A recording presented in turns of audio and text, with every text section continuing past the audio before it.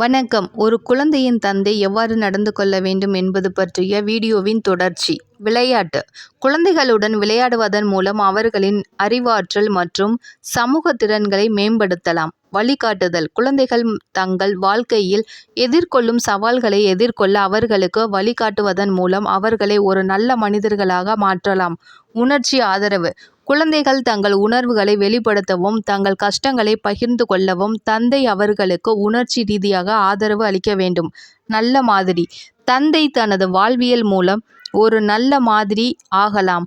தாய் மற்றும் குழந்தைகளுக்கு ஆதரவு. தாயுடன் இணைந்து குழந்தையின் வளர்ச்சிக்கு ஆதரவு அளிப்பதன் மூலமும் குழந்தைகளுக்கு ஒரு பாதுகாப்பான சூழ்நிலையை ஏற்படுத்தலாம்.